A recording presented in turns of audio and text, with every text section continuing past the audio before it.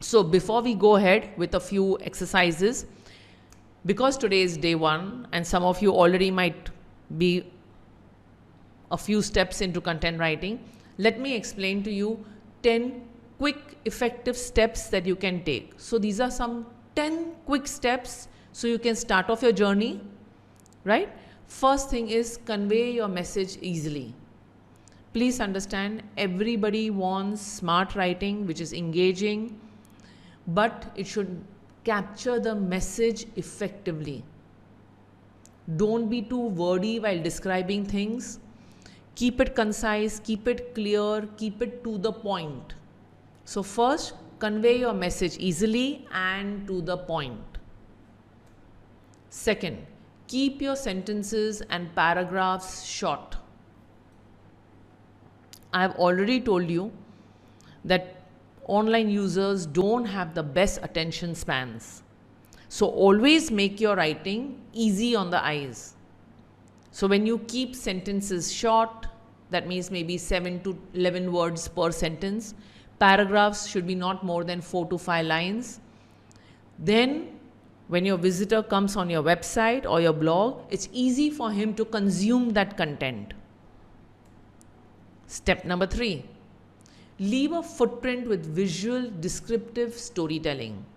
We will be going deeper into storytelling, but always remember, if you can incorporate a story about your product or a service, and how do we normally do that? Is by telling a story about a client who probably used our product or service, or regarding, coming from the company's perspective, how you created this product, how you came to it, what compelled you to start this or produce this, correct? So when you put it in a story format, you leave a visual and descriptive storytelling, because your visitor is interested in your why, and it helps with your sales and marketing, right?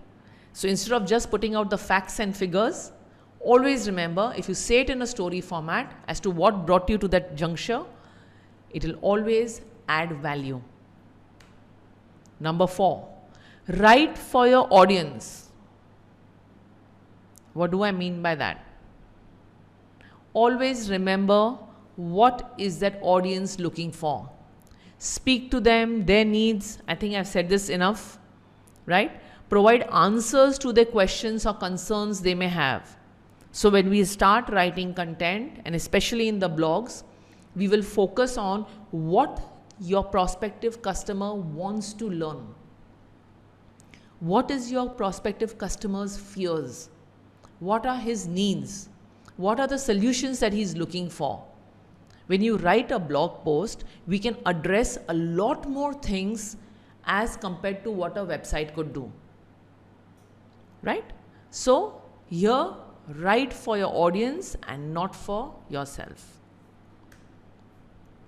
Keep sharp focus on your topic while remaining concise. Every piece of content that you write, pick up a single purpose. It should be very specific to the question asked. Don't try to include too many questions. Do not try to include too many answers. Keep your post hyper focused. Because if you make it generalized, then the person who is trying to get information will get lost in your generalization. So keep a sharp focus on your topic. Fair enough? Focus on headings. Please understand.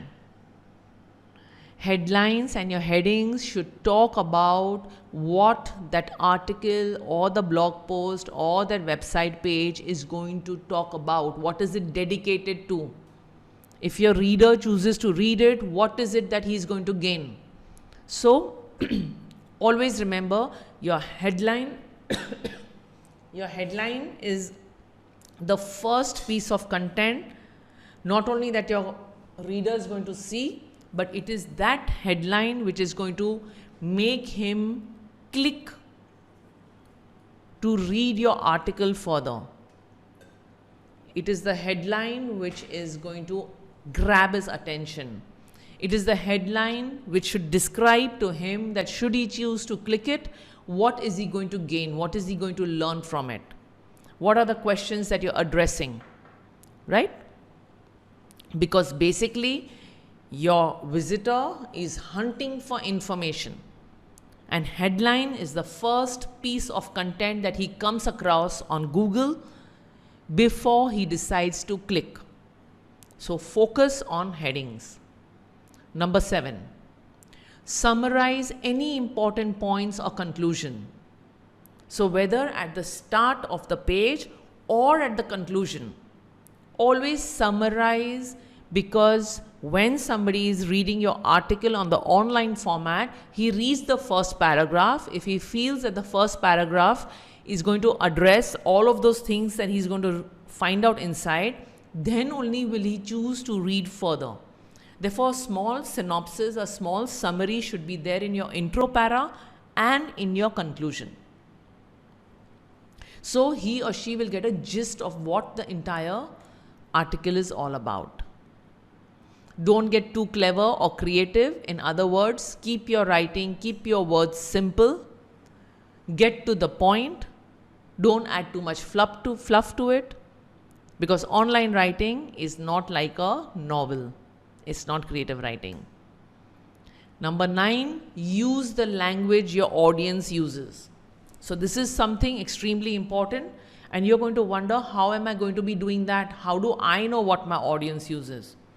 That's where, when we do a lot of keyword research on different platforms, you'll understand what is your audience asking. What is your audience typing on the Google search bar? What is your audience typing on the YouTube search bar? What is the audience typing on the Amazon search bar? You get a lot of insights. So at that stage, when we tell you use the language your audience uses, we are talking about you peeping into the keyword research of what people are typing and using those words to say your story, to say about whatever you need to, right? So always remember, important is your keyword research. And obviously, when we research, we even peep into comments on blog posts, subscriptions, what your audience is talking about, but we do a lot of keyword research as well. Number 10, provide proof. Back up your content with claims and testimonials, the credibility, the 4 C's I told you. If you notice, in all these 10 steps, the 4 C's were addressed at some point of time, correct? So, case studies, real world examples, success stories, tweets from your clients, etc. Provide proof.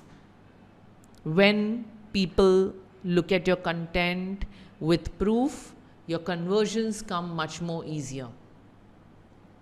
Fair enough? So, finally, the most important lesson is write with genuine passion for what you do. Show your enthusiasm for how your business helps its customers. Show your readers why you care about them, and they will care about you in return. And all of this you got to achieve by putting out relevant, persuasive, compelling, interesting content. And how we do that, we will learn further. So right now, what I'm going to be doing is, we are approximately 50 minutes into the session. I'll be starting off with a few exercises. You may think that these exercises are very simple.